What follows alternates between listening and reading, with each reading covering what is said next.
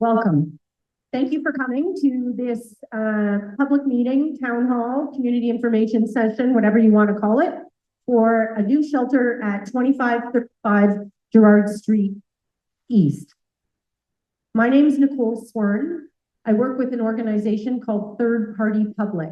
I am not here to advocate for the shelter, neither against the shelter. My job, and always on all the projects we do, is to try and help connect better governments and the communities they serve. And in that capacity, that will be here tonight. I just want to quickly review the agenda before I turn the mic over to your counselor. So when you came in, you would have picked up something looks like this with white. And if you pick it out, you'll see we are together until 9 o'clock.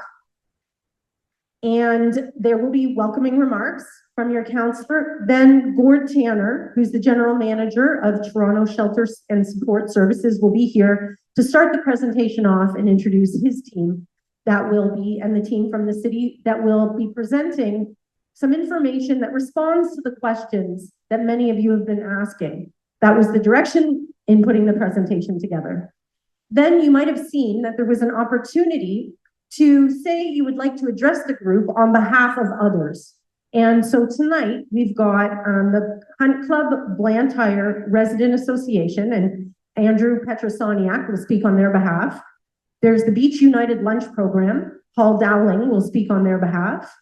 The Quarry Plaza business owners, some of them have joined together, and Dr. Katchke will speak on their behalf. And then Reverend Andrew McDonald from the St. Nicholas Anglican Church will speak. So they're all got 5 minutes. I'm going to time them. I've got some cards, the same ones we use when we run a mayor debate. Then it's an open town hall, and that's for all of you. So we have 4 roving microphones, and we will, if you have a question, if you have a comment, we will use the rest of the night for that. And then we will have some next steps and closing remarks. Right now, we've got 34 people online. We had about 120 register in total, so we hope more will join us. And if you're not comfortable speaking up in a group like this, and you have a pen or need a pen, there is a feedback form. If there is something that you really want to get out that you don't have a chance to get out, or when you go home, send us an email. It's the 2535gerrard@gmail.com. The other 2 things you would have picked up are some work the city has done to respond to some of the questions that have been coming from you. So there's a green one, that's a community bulletin, and that came out December 11th, and then January 9th was the e-update. So those are also available on the city's website. We will do a draft summary from tonight. If we have your email address, we will send you that draft, have a look, and make sure there's nothing major missing or off base. And then we will finalize, and that's what gets posted to the city's website. We'll redistribute it to all of you. That's it for me. I'm going to hand it over to the counselor to open it up.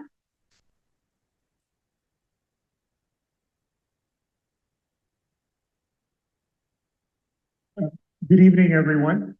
Thank you for coming out tonight on a cold night. We had our coldest night last night, and a reflection on the need of shelters.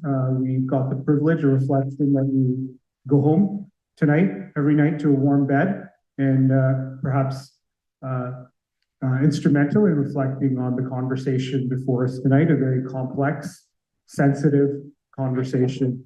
And I want to appreciate everyone coming out to have your voice heard. This is the bedrock of any society. How do we govern ourselves? And tonight you have senior city staff with tremendous responsibility and leadership.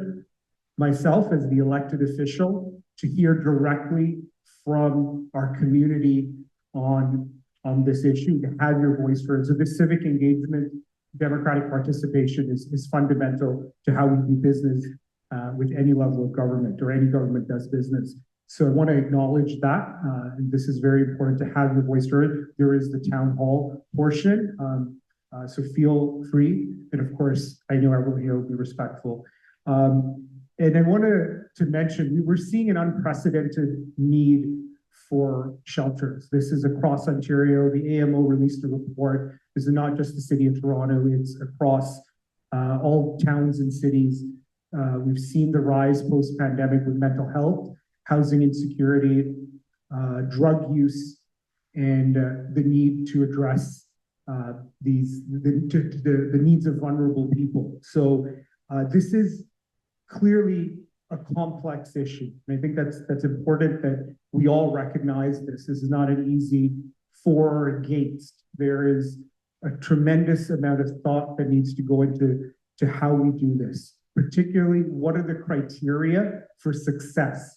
And that's really why we're here today. And that's something our community knows very well. I grew up in more than 35 years in Scarborough Southwest. I've seen firsthand, we've had 4 shelters. Many of you know that. Second most in any of the suburban wards across Etobicoke, North York, and Scarborough. And I remember when the shelter came into Kennedy and St. Clair, Kennedy Road, close to my mom's house, and the conversations that flowed from it. And unique and central to all of them, the success, the 80-bed men's shelter in Kingston, the Warden Avenue, St. Clair, and Kennedy, of being the proximity on a major arterial road as being critical to the success, alongside access to transit, key services, healthcare, amenities that have been crucial to its success. And today is really why we're here today, is to address that. And that's something, you know, we've seen across our community, that we're caring, compassionate. Many of you are aware, we're constructing not too far from here at this War Cenotaph, Ontario's first, Canada's second healing lodge for formerly incarcerated Indigenous women. So we're very caring, compassionate. Many of you were in that room many years ago when that so-called controversy came. We all accepted it. It's being built. So I want to underscore, you know, this is not, we've had these conversations. This is not a NIMBY thing. This is about being considerate and thoughtful and recognizing critical criteria. So I want to dispel this myth that the voices of community is about being NIMBY. It's not. It's about being thoughtful and considerate about what creates the success criteria for not only residents of the shelter, but of course, our community as well. And we saw this in December when the city announced the slate of 6 sites, including Gerrard. The 5 others are all located on major arterial roads. And one, in fact, is directly opposite of a hospital, a major Toronto hospital with the breadth and depth of services that are required for our most vulnerable citizens. So I think this is part and parcel of recognizing what is required.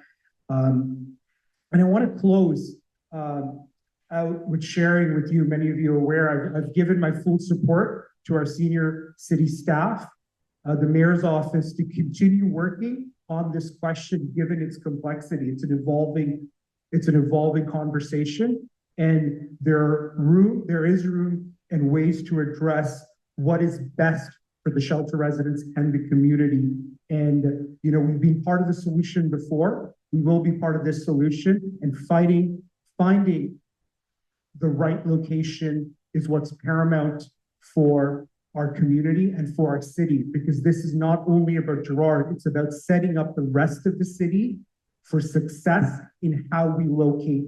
How do we identify the criteria that makes a location ideal, great, set up for success? And really, other municipalities always look at Toronto for a variety of complex issues, whether it's housing, transit, and this conversation will lead to that criteria being shared and accessed across our province. So I know we're all here. I know our community very well. We're all going to, of course, be a respectful conversation, listening attentively to everyone's voice. And I know tonight will be a constructive and productive night as this conversation evolves. Thank you very much. Okay. Gord Tanner, the General Manager for the City of Toronto's Shelter and Support Services Division. Over to you. Thanks so much, Nicole, and you know, thank you so much, Councillor Candeval. My name is Gord Tanner, and I'm the General Manager at Toronto Shelter and Support Services. role that I've had for the last 5 years in a division that I've worked for the last 20. I'm a social worker and very engaged on the issue of homelessness with my team and many folks around Toronto. And Councillor Candeval highlighted, and thank you, the very serious nature of which we find ourselves in here at the City of Toronto. I want to thank you for coming. Again, the councillor said this is probably the coldest night of the year that we've had in several years in the city. And it's a night that we are scrambling to open enough warm space for people to come indoors. And I'm hoping tonight, as I go to sleep and wake up tomorrow morning, that we're not hearing any bad news with respect to, unfortunately, hundreds of people that still remain outside in our parks and our transportation right-of-ways, under bridges and other places. In doing this work over 20 years, I've stood at the front of many rooms like this and engaged in conversations with residents, with local neighbors, stakeholders, business owners, about the services that we provide and the critical importance of those services and what they're all about. And so tonight with my team, we'll walk through a presentation. We'll talk a little bit about how this site was identified, why staff chose this site, what the services will be at this site, and then as was mentioned, we'll open it up for some conversation and some questions from the audience and folks that are here. You know, homelessness and the services that we're opening them in neighborhoods. We're opening them in residential neighborhoods right across the city. And just recently, we did announce plans to open 20 new shelters right across Toronto in every ward. And you're right, this ward has stepped up with some groundbreaking programs, actually, that deliver services and support vulnerable people. And we are very committed to making sure that the service that and the project that we're working on here is customized, is state-of-the-art, and is going to make an incredible difference to hundreds, if not thousands of people that come through its doors over the next many years. And so thank you. I want to let you know that this is not the end of our conversation. This is not us coming in and, you know, telling and sharing some information and then you'll never hear from us again. We'll be very committed to ongoing conversations with community members and stakeholders as the planning for this project continues. So thank you again for being here. Thank you to the folks that are online and for taking the time. I'd now like to introduce Sue Hall, who's going to get us started with a couple of land acknowledgements. But again, thank you for your time. Thank you so much, Gord. Hi, my name is Sue. I'm a manager within Toronto Shelter Support Services, and I'll be doing the land acknowledgement. We acknowledge the land we are standing on today is the traditional territory of many nations, including the Mississaugas of the Credit, Anishinaabe, the Chippewa, the Haudenosaunee, and the Wendat peoples. And it is now home to many diverse First Nations, Inuit, and Métis peoples. Also acknowledge that Toronto is covered by Treaty 13, signed with the Mississaugas of the Credit, and the Williams Treaty, signed with multiple Mississaugas and Chippewa bands. Hi, my name is Kiefer Shields. I'm also a manager with Toronto Shelters. I'm going to be reading the African Ancestral Acknowledgement. So the City of Toronto acknowledges all treaty peoples, including those who came here as settlers and migrants, either in this generation or in generations past, and those who came here involuntarily, particularly those brought to these lands as a result of the transatlantic slave trade and slavery. We pay tribute to those ancestors of African origin and descent. I'm going to pass it over to Loretta Ramadan, Director with TSSS. Thanks, Kiefer. Good evening, everyone. My name is Loretta Ramadan. I'm the Director of our Infrastructure Planning and Development section in Toronto Shelter and Support Services. I know there's a lot of interest about this new site, a lot of questions many of you have that we hope to address and answer through this presentation and the discussion afterwards. I want to begin by sharing some general information. The City of Toronto operates the largest shelter system in the country. We currently offer over 12,000 beds for those experiencing homelessness each night. This includes approximately 9,700 in our base shelter system, as well as 2,500 people that we are served in bridging hotels waiting for shelter space. These 12,000 spaces make up approximately 50% of all shelter spaces available in Ontario. Last year, on average, every day, we had about 200 people calling our central intake looking for shelter, but were unable to be matched to a bed. With many people unable to access shelter beds each night, there's an increased number of people sleeping outdoors and in encampments. There are approximately 400 encampments in parks and in right-of-ways across the city today. While we can all agree that housing is the ultimate solution to homelessness, and while an individual's experience being homeless is generally temporary, permanent shelters are necessary for when emergencies arise and people are in immediate housing crisis. Despite the large number of clients supported through the city shelter system and the fact that we were able to move approximately 4,300 people from shelter into permanent housing last year, the number of people becoming homeless continues to outpace the number of people moving into permanent housing. This trend has significantly increased over the last few years. The reality is the Toronto shelter system is full, and there's an urgent need for action to help address the issue of homelessness in the city of Toronto.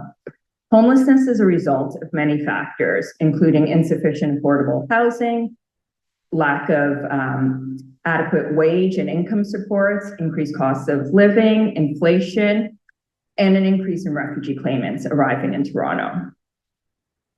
Next slide. Other city services that we offer, in addition to shelter, respites, and winter spaces, includes examples such as our street outreach program, where through our Streets to Homes team, staff work to connect with individuals living outdoors to build trusting relationships. They work to help address immediate health and safety needs and to find those individuals permanent housing. Many of the individuals who live outside don't necessarily want to come into a shelter setting. So this becomes even more important work to move those individuals directly into housing. Other supports we offer are housing help centers, which are nonprofit agencies that help people find and keep housing, as well as to avoid eviction. Housing help services are available in most shelters and many drop-ins right across the city. They serve a very important role to help to prevent homelessness.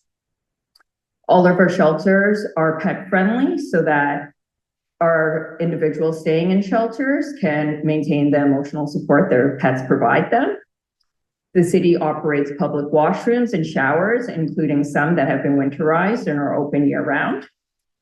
We also have drop-in centers that provide a range of services that may include food, healthcare, showers, laundry, referrals, to any individual who might be homeless or at risk of experiencing homelessness. Information on many of these services, including our warming centers, would be available on the city's website at www.toronto.ca/homelesshelp. Our homelessness services capital infrastructure strategy was created with an aim to promote recovery and stability in the shelter system over the next 10 years through proactive planning of shelter-related capital spending decisions. HSIS was adopted by Council in November of 2023, with the subsequent real estate strategy adopted by Council in February of 2024. At the time of our capital infrastructure strategy approval, 48% of the city shelter spaces were held in short-term contracts and leases that came at a great cost to the city. In the years prior to the strategy's approval, the operating budget of the shelter system had continued to increase, with a large portion of these costs being related to the use of short-term hotel leases and contracts. Our homelessness services capital infrastructure strategy aligns a focus on long-term sustainability of the city shelter system through investment in both existing and new permanent shelter spaces, while at the same time planning for the closure and relocation out of expensive hotels that were open during the pandemic. Both purchased and long-term lease sites produce substantial cost savings while simultaneously improving client outcomes by providing purpose-built sites. Permanent shelters are more accessible, safer, and responsive to the diverse needs of shelter clients. These locations will be established to be flexible to the evolving needs of the system, with housing being the ultimate solution.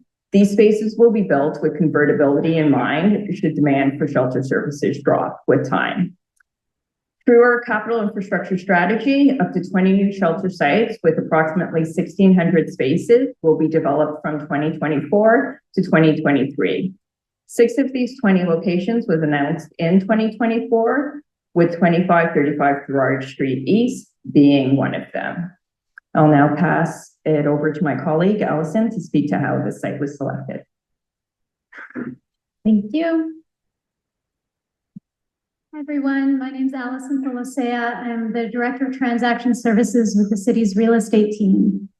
We have worked very closely with our shelter colleagues, not only in the last couple of years focusing on the infrastructure strategy, but also over many years working to develop the robust shelter system that we have right now.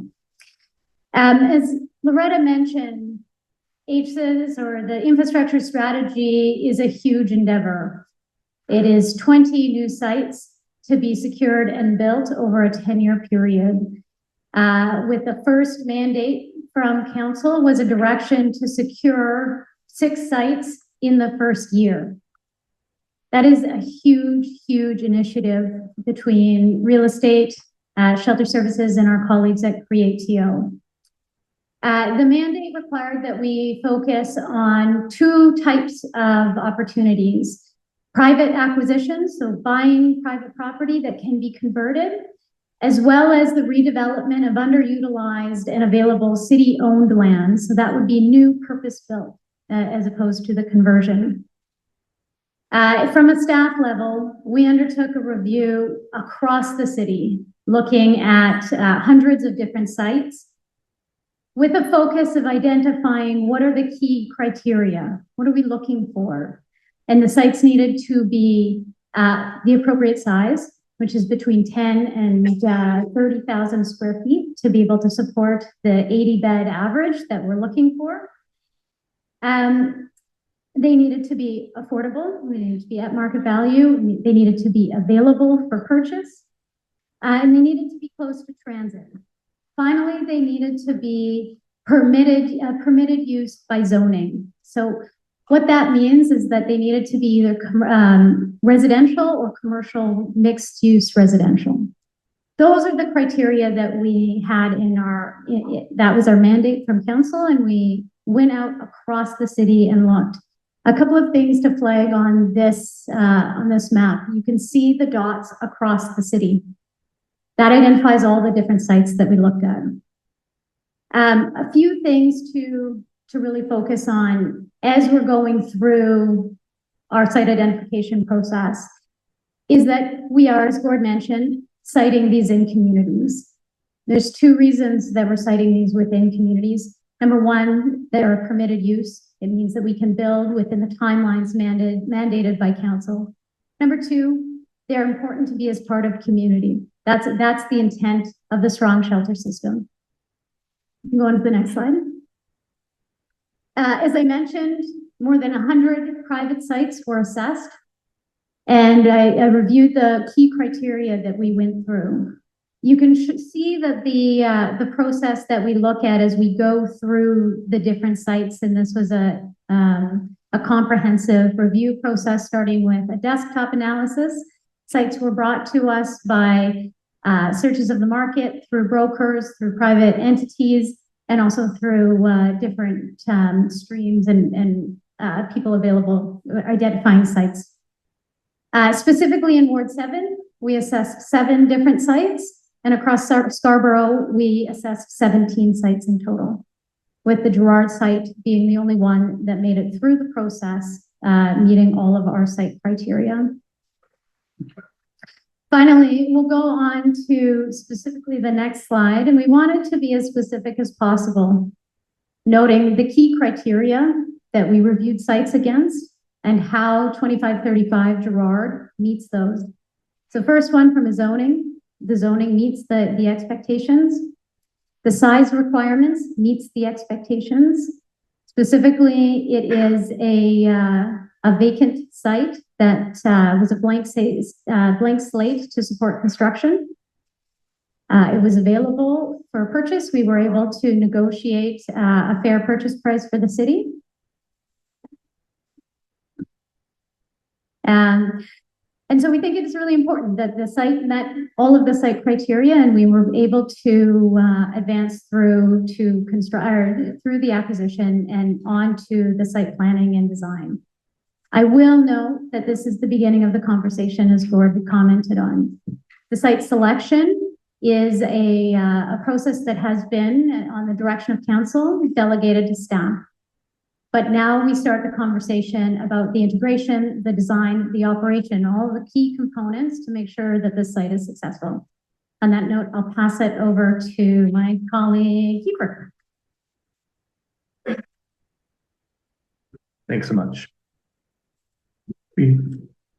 So in recent years, we have reimagined how we develop shelters and how we design them. So we've moved away from the model of having really large sites. We've moved to a model of having smaller sites that are purpose-built and have a whole bunch of design considerations that make sure we're building sites that have better client outcomes and are more integrated into the community. This culminated in 2020, or not, this led to in 2021, what we call the Shelter Design Technical Guidelines.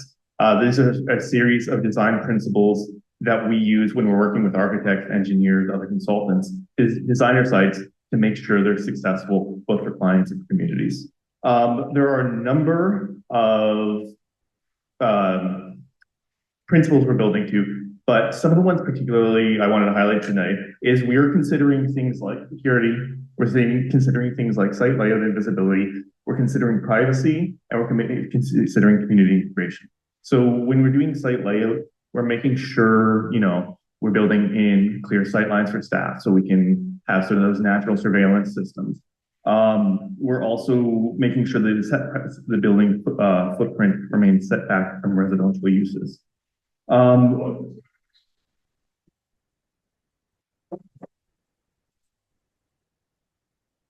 It might answer some of the questions that some of you have, and then you will have.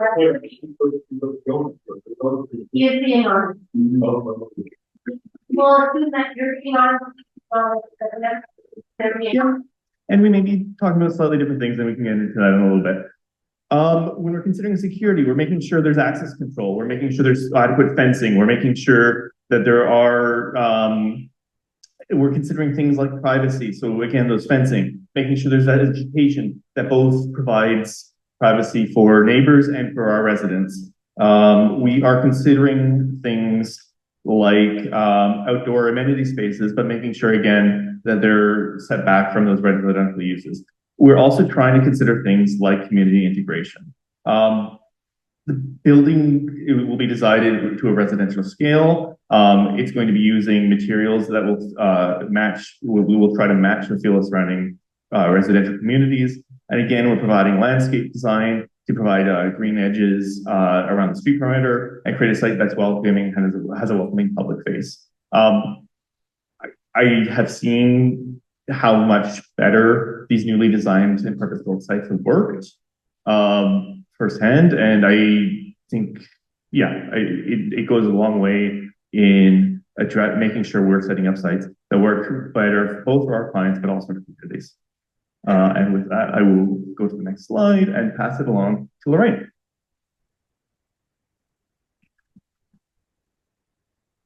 Good evening, everyone. I hope everybody's having a relatively good evening.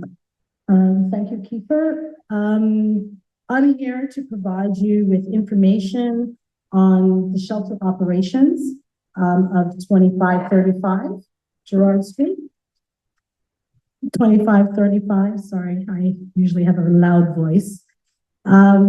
So the tentative opening date is in the first quarter of 2027.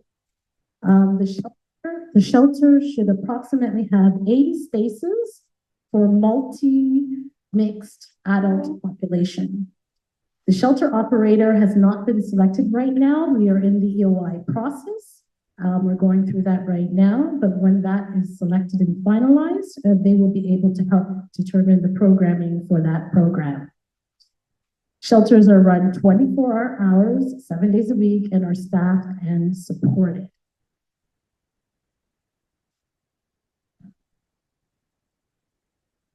We've received several questions, and I'm hoping that I'll be able to answer a few of them. One of the questions that we received were, are clients required to leave every morning? As indicated on the screen here, clients are not required to leave the shelter during the day. We shelter clients usually are, you know, like me and you, have jobs and have families and have, you know, appointments and things that they have to do during the day. Those who do stay are provided with supports to provide with housing and case management services and all those things.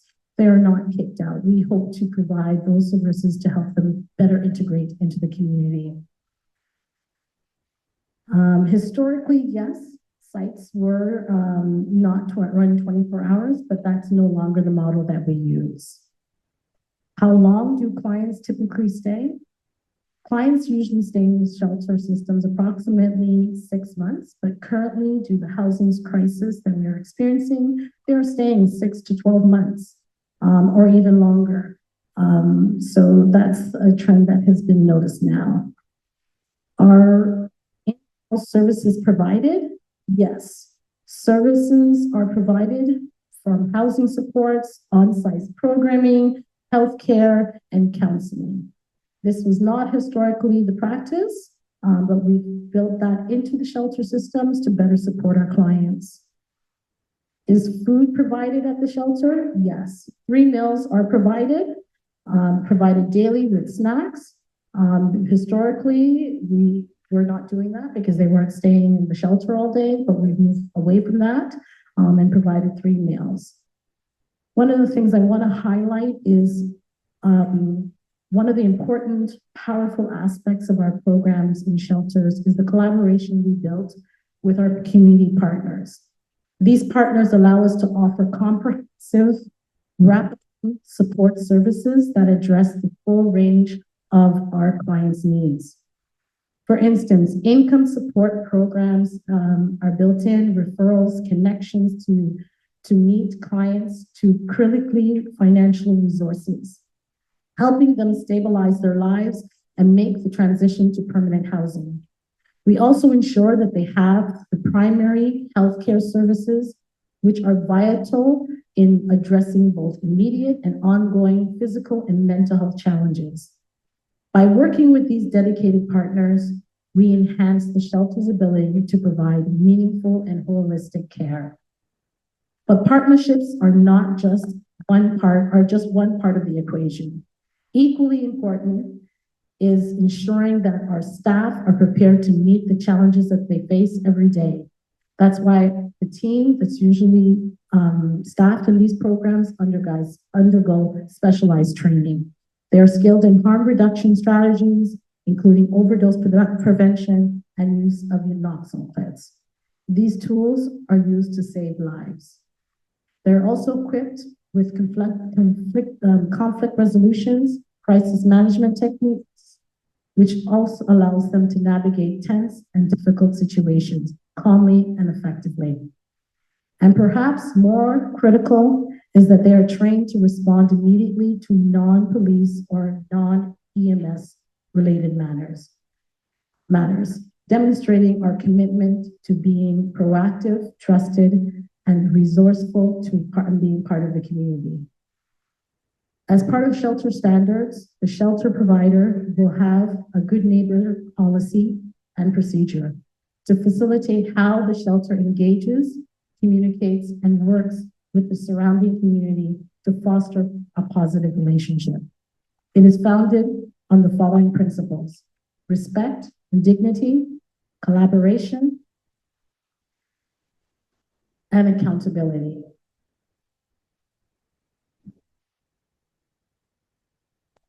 At the heart of shelter program is the commitment to providing comprehensive wraparound supports. And these approaches ensure that every individual has access to the tools and the resources they need to rebuild their lives and achieve long-term stability. Shelter operators offer a range of day programs designed to equip clients with essential life skills. These programs include budgeting workshops, housing focus sessions, life skills training, and aim at fostering independence and real resilience. In addition to on-site community services are tailored to address the diverse needs of clients. Healthcare-related services provide critical medical supports, while in family shelters, childcare options help families balance responsibilities. They offer education, life skill training, and empowerment individuals in achieving employment and academic goals. And because we recognize the bond between families and their pets, our clients and their pets, operators are built-in pet care supports where there is available, allowing pet owners to stay connected with their companions during these challenging times. On-site services extend far beyond the basics. Client case management provides are personalized with housing plans and designed to meet each client's needs and their goals. Some operators provide integrated health services, mental health support, addressing both the immediate and the long-term and the well-being of clients. Our shelter system provides trauma-informed care, harm reductions interventions, ensuring that clients are supported with dignity and respect, no matter what their circumstances. We also believe in the power of recreation and social connections, and these are pathways for employment and education. Shelter operators generally have the goal to provide a safe and stable environment, facilitate transitions to housing, promote life skills and wellness, foster community connections. Next slide. Foster community connections, encourage collaborative engagement, and advance equity and inclusion. Together, these goals represent a comprehensive vision for transformative impact on our clients. By prioritizing these things, we address immediate needs while paving the way to long-term stability and a brighter future. And now I'm going to pass it over to Suhal to end our presentation. Thanks, Lorraine. My name is Suhal Ahmed. I'm the manager of planning engagement in Toronto Shelters and Support Services. I'll speak quickly about the city's commitment to community engagement. And thank you all for coming today. I really appreciate you making the time. I recognize that there is an appetite for more information and to be more involved in the process. I want to reiterate the city's commitment to be continuously engaged in the community. I know many of you feel that we have really focused on the first step of our process, which is sharing accurate information about the shelter and about the service. And these are helpful tools to make sure that we are all speaking with the same understanding of what is being proposed here. Oftentimes when we open a student shelter, there's a lot of confusion about the type of services. People may have a different perspective on shelters. And hopefully through this presentation and the information shared through our e-bulletins, we have a better understanding of shelter use. However, we recognize that we have real meaningful conversations. And that is something we hope to do over the coming months and years, as shelter development is a complicated process, and we're not trying to rush this. We want to engage you and include you throughout this process. This could include conversations like ongoing community liaison committee, where we meet monthly with this group of representatives to really discuss and address key problems we anticipate and see where we can solve it. This could involve doing a community walk and walking with neighbors to look through the area and what you think may impact based on the shelter. Ultimately, we want to make sure that local concerns are heard and addressed through this engagement process. I think no matter where we are in the city of Toronto, everyone has concerns when they hear a shelter is coming. There's a lot of perceptions about what a shelter means, and we hope to provide clarity on what you'll be expecting, but also hear your opinions because you have the local expertise to help us better understand how to make this successful. I recognize that the city's engagement process emphasizes the success of the shelter and does not talk about location. This is a decision made by Council in 2017 that has been reiterated and reapproved multiple times over the last few years. given the authority to staff to site shelters as required. However, I know and I appreciate that many of you disagree with this policy, but when you provide feedback, I think it's important for us to also recognize and share with us why you think that policy is not good and what specific concerns you are seeing and what you are worried about with the shelter coming, so we can better understand and respond to your questions. I will just quickly go to the next slide. So just this slide just quickly goes over all the ways you get more information about the site if you feel you need more information. So you can visit the Gerard Street website where you'll get more information about the specific of this program, the operator, more information. You can continue to go to the website to get the most updated information. If you want to know about the project overall, you can go to toronto.ca/new shelters. You can look at the other shelters we've built in the past, how this engagement process went, and what made those successful. You can continue to email both through VP at the email at 2535 Gerard Street, and you can continue to email the city with general questions on shelters through the homeless support email.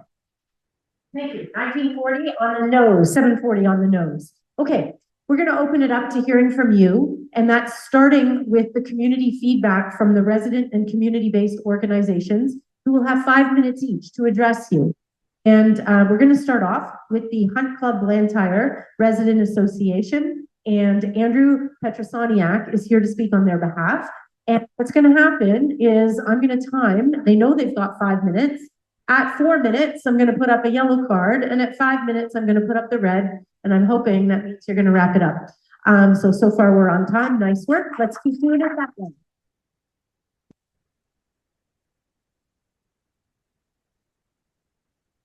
Thank you very much for having me here today. Can you guys hear me all right?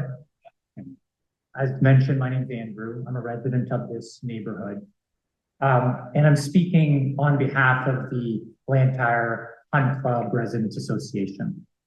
And this is, among this group, we have more than 1,200 people who have signed a petition voicing their concerns that the location of this shelter is not the right one. I recognize that there's also diversity within the neighborhood, and people will have varying views. And so I only represent the views that we've been shared. We put forth a petition, and those themes have echoed time and time again. And I'm troubled, and the folks here, many of you are here today, are troubled by the process. And I'm going to outline those.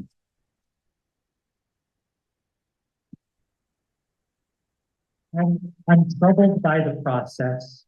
I'm troubled by the site selection itself, and I'm troubled by the community impact. But I'm going to take a step back. So I'm an emergency physician. I work at a downtown inner city hospital. And I'm going to share with you every day I take care of these folks who are experiencing homelessness, sometimes permanently, many times transiently. But I know firsthand what it's like for them because I take care of them every day. My hands are there to help them heal. And I'm going to share with you a story of Sam, who's changed his name, and I've changed the circumstances slightly to maintain his privacy. But Sam came into the emergency department, and we took care of him as an entire team of us. And at the end of his stay, I said to Sam, the wound that you have on your leg, if you don't get adequate wound care, you're going to run into some really big problems. It's going to get infected, and that's going to be not a good thing. And he looked back at me and he said, Doc, how am I going to do that? I don't have a family doctor. I don't have any access to nursing care. I sometimes stay on the street. And despite all of the valiant efforts that we hear from what we heard described here today about the efforts within a shelter to provide the care there on site, he wasn't able to access it. In fact, he didn't even have an OHIP card to get care that day. Because I don't know if any of you have tried to get an OHIP card. It's not an easy thing. Imagine that without a house. And I take a step back and I go down to 2535 Gerard and I look around and I look at everything that Sam just told me. And I look around and I think, how is Sam going to get the things that he needs? And we heard here today, notably absent from Allison's discussion around the site selection, was any mention of community. We've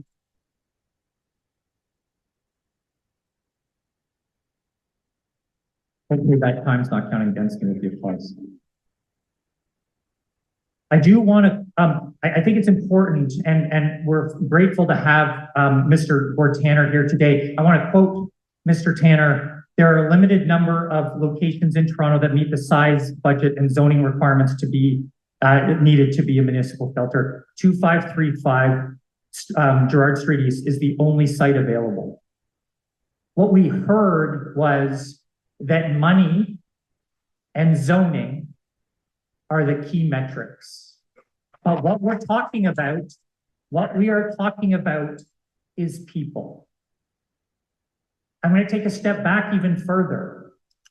And we've heard already about the process by which the community, by which the city selects shelters, and they have purposely, deliberately made it so that the community is not engaged. In fact, it's shrouded in secrecy. In fact, our mayor called out the councillor for some, or perhaps breach of confidentiality.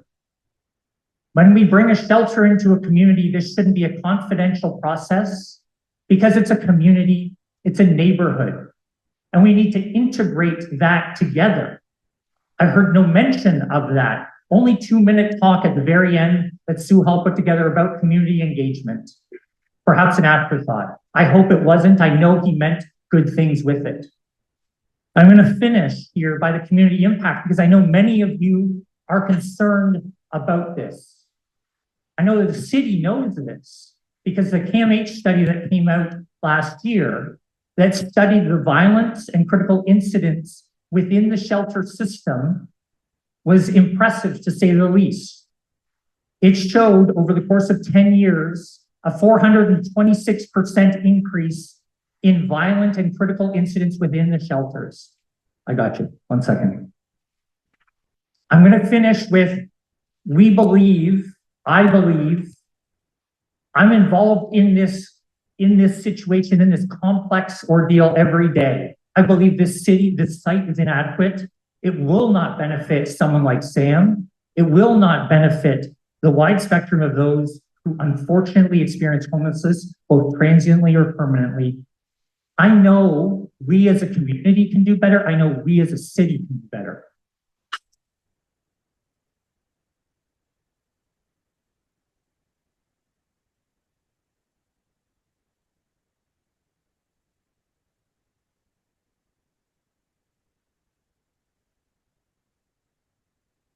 Thank you very much. Next up, we have from the Beach United Lunch Program. So I'll introduce Paul Dowling, and it's over to you. Andrew was 34 extra seconds. We'll see how it goes. Good evening. So my name is Paul Dowling. My name is Paul Dowling, and I'm a member of Beach United Church. So our church is one of several churches in the area that provides community lunch to people in our neighborhoods. So there are a number of volunteers from our lunch program and from other faith communities here today. Sorry. Our lunch programs provide a nutritious meal for our neighbors that live on limited income. They also provide a place for people that live alone and are isolated to connect with one another in a social setting. We have a chance through the program to get to know many of our regular guests and the lives that they lead. They're decent people like you and me, and we know them by name. In the current crisis of affordable housing, many of our guests are challenged to maintain stable housing. People who live on social assistance or who work in precarious employment struggle to meet the increasingly high cost of housing. A single person receiving income support through Ontario Works gets $390 a month for rent, and a couple gets $640. You can't rent any kind of housing for that money.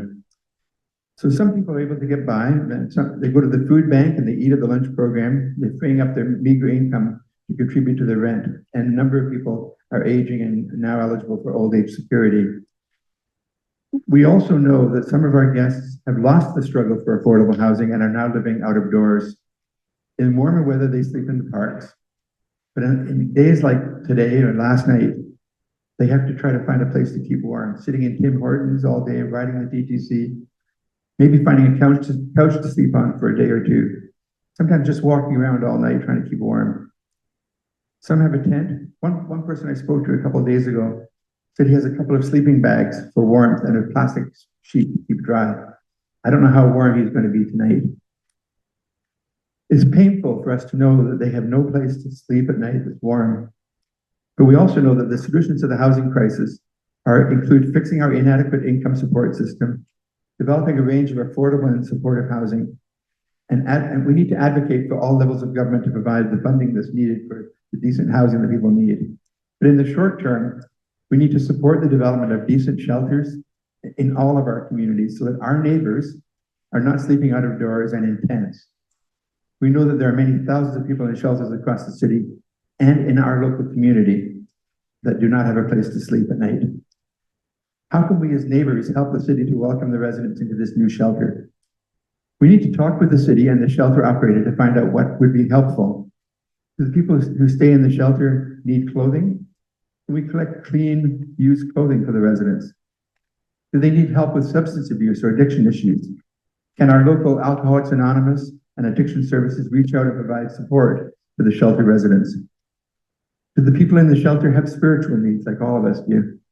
Can our local clergy and pastoral care providers visit the shelter regularly to meet with residents in groups or one-on-one? And can local church volunteers and people from the community prepare special meals to make them feel valued on holidays? We can also help our neighbors in the surrounding community to overcome the fears that they and you may have about the shelter residents and other people that experience homelessness. We can tell them, we can tell you that the people that are homeless are people that we know, the people that you know. It could be family members, just like you or me. They've had a bad break and they need a safe place to live. So let's all join together in welcoming people into our community, making this a welcoming community for everyone, including our neighbors who don't yet have a home. Thank you.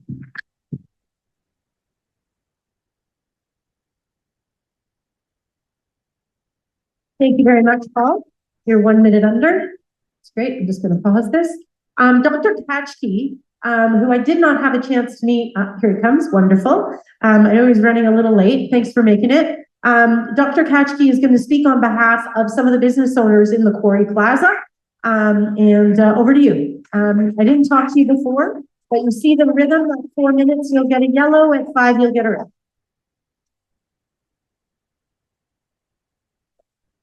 Good evening, everybody. Thank you, Nicole, for the opportunity to speak tonight. My name is Alan Katchke. I'm a dentist and I'm the owner and operator of Quarry Dental, a dental office in the Quarry Village Plaza. For those of you who don't know, the Quarry Village Plaza is located at 2560 Gerrard Street East, essentially across the street from 2535 Gerrard Street East. I want to tell you very briefly about my background and where I'm coming from. I've been a dentist for 43 years, 40 of them in this community. Although I do not live in this community, I pay property tax in this community and I feel a part of the community. I'm going to tell you also about 2 personal experiences I had and how they relate to tonight. Back 40 years ago, from 1985 to 1987, I was a staff dentist at what was known then as Queen Street Mental Health Center. It is now known as CAMH. I serviced the community, a segment of the community with mental health issues. I learned a number of things from this experience. One of the things I learned is that sadly, homelessness and mental health issues and substance use disorder are often very intimately intertwined. Another thing I learned is that Queen Street Mental Health Center, or CAMH now, often was and became a hub, and the community around the center evolved. And a hub is basically an area where there's a gathering both within the building and around and outside the building. That area of Parkdale had many low-rise, low-rental cost apartment buildings and apartment units. And patients with mental health issues would often be inpatients for a while, and then outpatients in the community, inpatients and outpatients back and forth. I also know that homeless shelters are similarly a hub.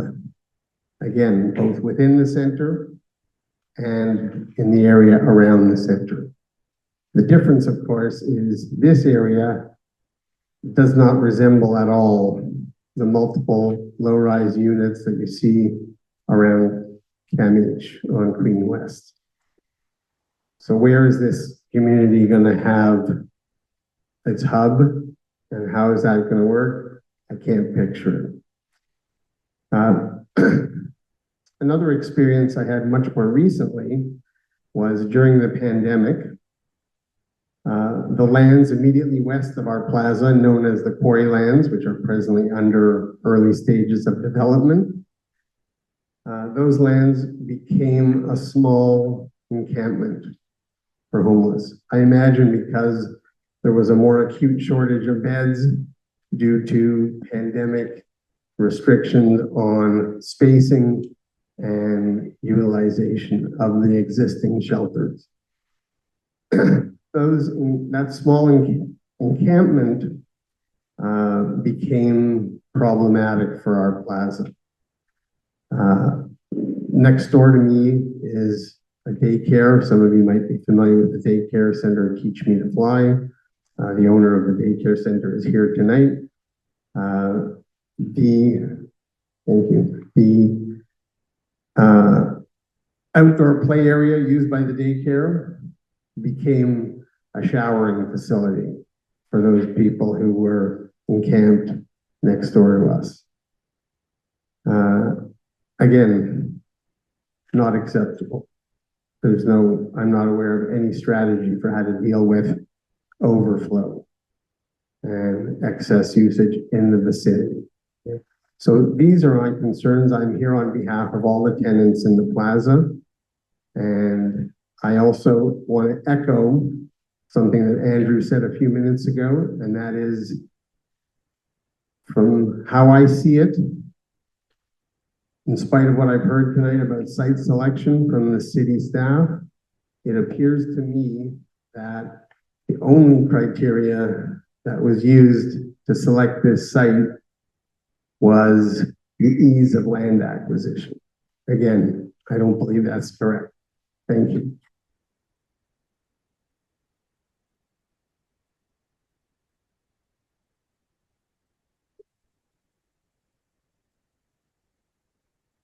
Okay, we have one final fourth speaker, and then we're going to open the floor to comments from you. We will have 4 microphones moving around the room. So Reverend Andrew McDonald from St. Nicholas Church. Good evening. I'm Father Andrew MacDonald, and I'm here speaking as the parish priest of St. Nicholas Anglican Church, just 1 block east of here in Birchcliff.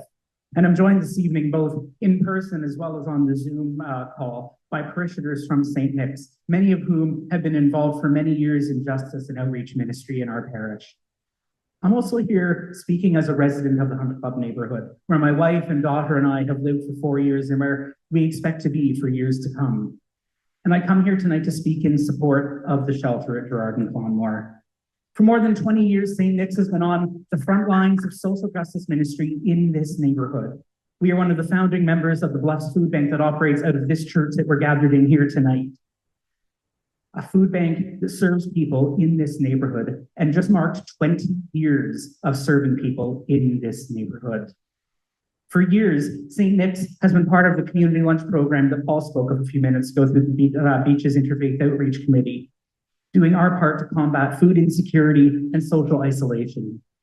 And each year, we partner with the Birchcliff Bluffs Neighborhood Center to assist families in need at Christmas, to support them through the holidays with grocery gift cards and presents and an opportunity to gather around joy and celebration. Year round, we support people who live on the margins and on the edge of poverty, and they're all people who live right around us here in Birchcliff. And we do it in partnership with all these organizations that are already here in the neighborhood and know some of the things that are happening. I share this not to boast about what we do at St. Nick's, but to draw attention to something really crucial, is that for decades, we have seen and served on the front lines of the growing crises of housing, food insecurity, and marginalization right around us. These aren't abstract issues that are isolated to particular pockets of the city. They're affecting our neighbors, the people who live around us, right on our own doorstep. Since early November, when news of this site was made known, I've heard the concerns that some of us in the neighborhood have shared about the shelter at 2535 Gerrard. And I believe that it's important for us as we have this conversation to remember that there are already people on every rung of the economic ladder right in this neighborhood. There are people who are food insecure, people who are inadequately or precariously housed, people who are imprisoned by substance abuse and addiction. There are people, possibly even in this room, who could be 1 or 2 paychecks away from acquiring a shelter like this one. Poverty and precarious living situations are not always visible. That's why it's called marginalization, because it's pushed to the side and we don't always see it. The shelter is not introducing a new problem to the neighborhood, but providing a response to a problem that we already have. It's going to give people that are most in need of support a place to be that isn't the street or the quarry lands or a doorstep. Short-term shelter facilities are a stepping stone to permanent housing, especially when they provide meals and stability and predictability, and when they have counselors and health and wellness services and resources such as have been proposed for this site. Shelters play a fundamental role in combating street dependence in every neighborhood. So creating space and opening doors in our community for the most vulnerable among us, for us as St. Nick's, is a basic issue of justice and compassion. And so along with my team here from St. Nick's, as part of the network of services and organizations that already are at work in this community to support the most vulnerable, we pledge our support to work with the city in creating shelter that's not just a place to sleep, but a place of support and safety, staffed and equipped to help clients rebuild their lives and find stability instead of being left to struggle on the streets. So whether it's through outreach or partnership or providing additional resources, we stand ready to support both the community and the shelter and to collaborate with other community members to ensure a positive outcome. I said a moment ago that I'm a resident of this neighborhood. My family lives on Woodland Park Road. My daughter just graduated from Teach Me to Fly preschool, where she attended from 12 months of age, and she now attends Blantyre Public School. Every day for 4 years, we've walked our daughter to daycare and to school, often right near this proposed location at 2535 Gerrard, and we walk these streets every day. And as a family and as people of faith, we support the city's plans for this shelter. Toronto is a city and a gathering place for all people, and with that comes the complex challenges of being a city, whether you're at Dundas and Sherbourne or Kingston and Borden. And as a city made up of neighborhoods and villages, no proposed location for a shelter is ever going to be far from a school or a park or a library or a daycare or a neighborhood. The question isn't really whether there is a need, but how we are able, out of our own abundance and privilege, to respond compassionately to a growing crisis that's happening right here in our neighborhood. Thank you.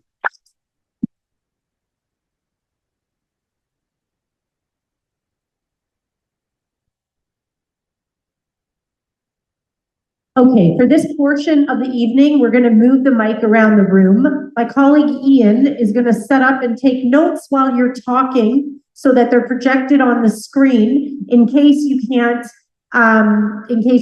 hear or see. People online require you to speak into the mic for them to hear you. So the way this is going to work is you can see my colleague Matthew here and my colleague Stephanie there. And I am going to manage any questions from sort of these couple of rows, including you guys. So I will check here first, then we will go Matthew, then we will go Stephanie, and we will just loop around. So Ian is going to slowly set up, and then we're going to get started. Quickly set up.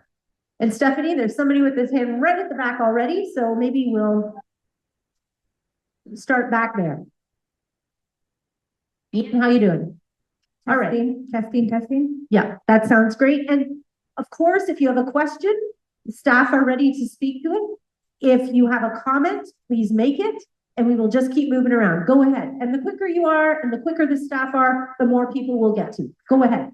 I would like to go back to the metrics and Okay. how the city chose the site.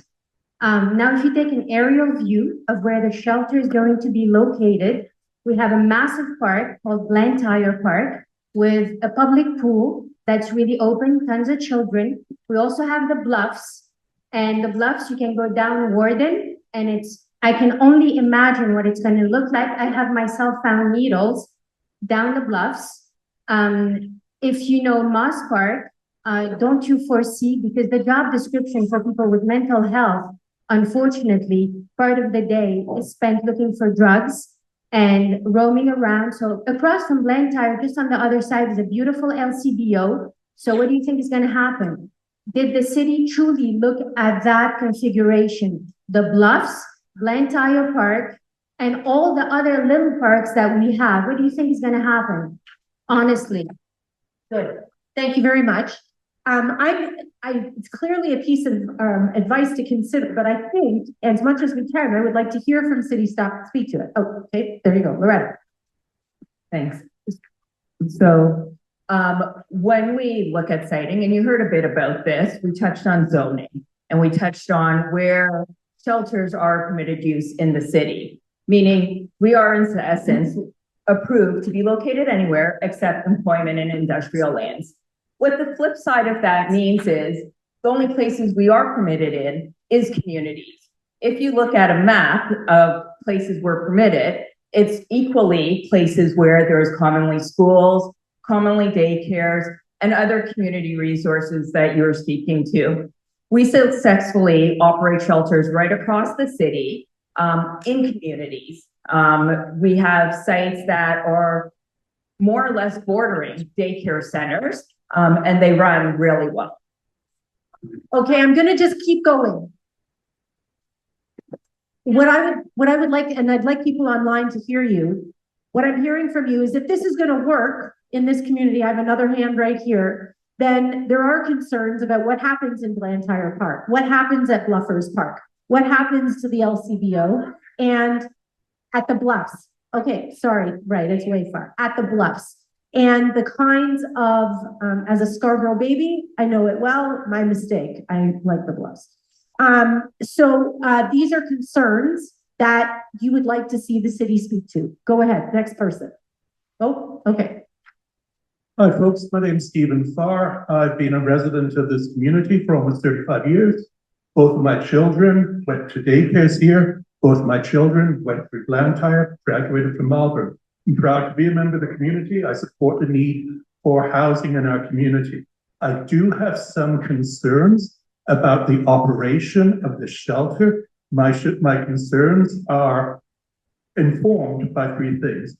My professional background is in large-scale organization change and basically the governance around that. By the way, from that perspective, every large organization change I've been through didn't lead with the leaders saying they were upset that things were being secret. So strike one. But with respect to the operation of the shelter, I want to know what input, what involvement in the governance of the shelter will be taken from the community. Given that safety is a large concern, I truly believe that any governance of the shelter should include ongoing community input, should include a tracking and communication of crime and civil disturbance metrics, which I know exist, and should include regular audit of the operation of the center.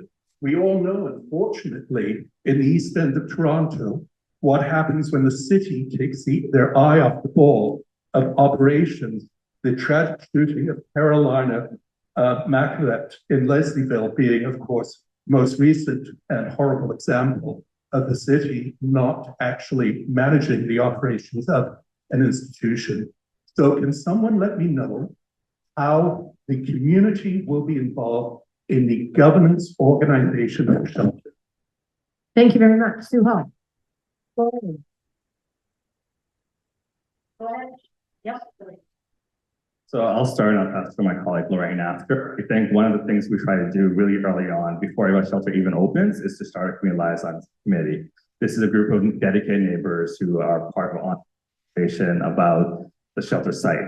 We discuss what potential risks you see, what your concerns are, and we work together to problem solve those issues.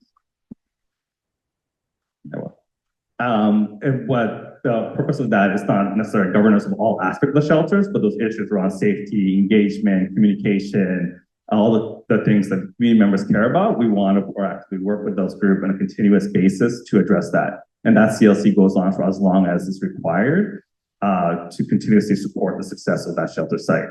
Community members bring many different things to that conversation. Sometimes it's outside the scope of shelters to address. In circumstances, we may include other division, the police or others, whoever we need to ensure that we are addressing those problems proactively, and we are making sure making sure community input is used to make change. I'll pass to my colleague Lorraine to talk about neighbor policies, other policies within shelter operations. I'm just going to try with this microphone instead, just to see. As I spoke earlier, we have a good neighbors policy, which is, founded on the principles of us working jointly together in addressing some of the neighborhood concerns. And it is about, getting the clients and the site and the operators and the community involved in working towards creating a safe environment for our clients, but also for the community. In terms of the governance piece, we have, agency review officers and housing consultants that work along with providers to help ensure that governance is being maintained and supported. And when there's areas of conflict, to help the provider also address those concerns.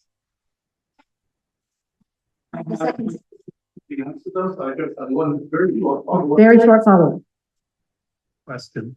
So from a governance perspective, do you believe that as stakeholders, a member or members of the community should be involved in the governance of the shelter, either from its inception to delivery or its ongoing operation? That is a yes/no question. Are we as stakeholders involved in the ongoing governance? Thank you very much.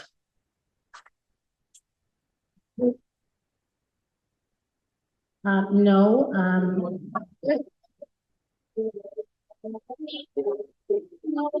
You've got to understand that the provider is also an organization that has governing bodies within them, and we support them to engage in the community. We've got a question at the back, and I just want to encourage you that the scrutiny that all of you provide on public service is part of strengthening public service. So I think regardless of the answer, there's clearly an interest from at least some in this community to be involved in governance. This we take away and include in the summary of what's happened here. At the back. Hi, I'm a resident in this area. I just have a question. We're not talking about animals getting into our backyards. We're talking about people, and all of us could be susceptible to a physical problem, to a mental health problem, to a financial problem. And it feels like to me, and I'm a resident here, it's not in my neighborhood. So what is the suggestion? Where should these shelters go then? Should we let these homeless people stay on the street? And then we might solve the problem. And it's the same as safe drug sites. We talk about people on the street and the shooting. They're eliminating safe drug sites. So, and asking whether a community is involved in running a shelter, these are very experienced people who run these shelters. And it's like saying, should I go in and be a doctor in a doctor's office? It's like, where should these people go? It's for comments and boxes or questions. Thank you. It's for comments or questions. I'll take that as a comment, which is where otherwise would people go? Now, I just want to say there will be differences of opinion in this room, and that is the burden of governing. Your municipality and your council will take direction when you all have the same opinion. But if you're divided, it makes it much more difficult. And so I think we are here to listen respectfully to the difference of opinion we heard spoken out from here, and we will continue this way. So Matthew, and then I'm going to come to here. Thanks for the opportunity. Obviously, there's a lot of community interest that you're bursting at the seams here. I'm a resident in the Oh, I'm sorry. I'm a resident in the area as well.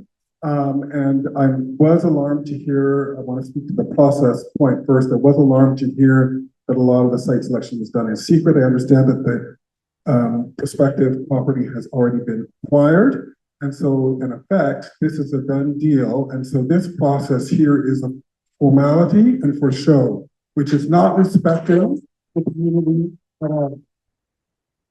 A lot has been said about community engagement, and I know something about this. I work in higher ed. That's not community engagement to come after the fact. I want to also support the comments that came up around governance. Again, if you're really sincerely interested in community engagement, people want to have a role to say in how their community is being governed and what kinds of activities are being proposed. Here it's close to a daycare center, residential area. I know this area somewhat well. I don't actually think that this is particularly precious location in winter, such as we're experiencing right now. I can't imagine an unhoused person walking all the way to the grocery store. The TTC does not run very often along Girard. So you have to think about in terms of wraparound supports, is the city going to step up to make sure that that bus runs much more frequently than it currently does? What are the ratios going to be with respect to the wraparound supports on site? We don't have any details. If it's one person with this special expertise and then someone dropping off meals from a crate, 1 to 80 ratio is not going to cut it. So we need to have details, and I don't have any information at this point to support this project. Now, I want to sympathize with my friends from the church community who have a heart for this work. These people are in need, but we also need to be cognizant of the reality that Andrew mentioned, that too often and with increasing frequency, unhoused circumstances are also associated with violence and drug use, etc. And so if we're going to be face those realities, we need to make sure that both the unhoused and the community in which they live are safe and secure. So that means there needs to be, Parthy, I think, mentioned that, one of the most successful sites he saw was across from a hospital. There is no hospital anywhere near that site. So what kind of wraparound services are you going to provide? We need to see details of this to ensure their adequacy. And right now I have no information to support this project. Got it.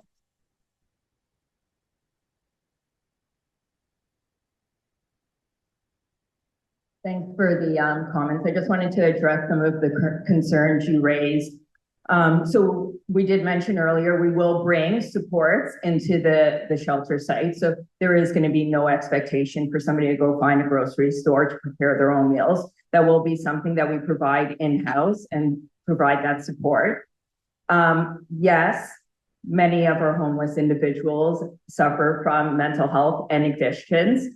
That is not the only reason for homelessness. There is a wide breadth of reasons why people experience homelessness or at risk of homelessness, including low income that forces them to face evictions, new refugees entering in the country. There's a wide spectrum. Regardless of the exact programming that we end up in the space, we will ensure that the appropriate supports are brought in. So if it's a case of needing medical supports based on the clientele we're seeing, we will bring those into the building. We will custom design and purpose build so that those medical supports can be provided. In regards to the TTC, I grew up in Scarborough. I get it. There are very little streets that have actual regular frequent service available. It is on a TTC line that is available. We had worked on a site before where, to support the shelter program at the community request, we arranged for a bus stop to move and the service to be adjusted slightly. We can take that community feedback to make those adjustments if it will help with the integration to ensure the success of this site. Okay, over here. Thank you. I just wanted to ask if, as a local realtor, has there ever been any stats on how this is going to affect the property values around the shelter. And also, I grew up at Kennedy Park, and so there is a shelter there, and I have seen the ramifications of changing the style of person that lives there, I guess we'll say. So why was adult mixed gender chosen for this site and not family or women and children? Okay, so let's see one thing. First, as a local realtor, stats on impact on property values. Thanks, everybody. We don't have any stats on that. It is something that is consistently raised. It is something that is talked about at the beginning, and we don't hear often as sites are operating for a long-term, from a long-term perspective. Given the extent of work we are doing over the next 10 years on growing the shelter system, it is something that we can undertake because we know it is of great interest to the city area. Then the people online won't hear you. So she's raising examples. I think in every moment, you guys are also providing ideas that you would like to see the city consider. So clearly there's interest in data on impacts on property values. And I'm going to move on to why was the type of shelter selected? So the second part of the question. So it could have an adult shelter. Why was it not, for example, a family shelter or another type of shelter? So there's multiple reasons when we're citing our shelter sites and we're looking at the optimal use for that location. There is one, the demand for mixed adult services right across the sector. Part of our homelessness services capital infrastructure strategy does require us to close over the course of the next 5 years. The hotels that were open during the pandemic, which are primarily serving mixed adults, and we need to be able to ensure those shelter beds and supports continue to be provided. With respect to families, there are unique design considerations that have to be put into place for shelters that are designed for families. This site simply just isn't large enough. With a family shelter, we're needing 40,000 square foot of space because we need a larger footprint, family resource center for the kids. The supports on site take up a lot more space. Thank you. Next question over here. Thanks for your patience. Thank you. So I live in the neighborhood as well, and I moved here 4 years ago. Love this area. I moved from Coxville and Danforth, where we experienced a lot of crime due to some of the issues I fear will happen to our neighborhood. And while I'm fully sympathetic toward homelessness, and I'm sure we all are, it's terrible, and no one wishes that on anyone. And I do believe this is not the right location. And I think you should make your location strategy or your location analysis public to us because we paid for it as the taxpayers. So it needs to be transparent. Which sites were evaluated and why they were discarded and for what reasons? Because I personally cannot imagine that you would not have considered the location at Warden at the Danforth Warden Station, where Create TO is developing low-income housing there. And along that same line, you paid $6.9 million for the site and are going to pay another $15 million to build it. Why wouldn't you just put that toward permanent housing? Because we all know the shelter system, if it worked, we wouldn't be having the problem we have now.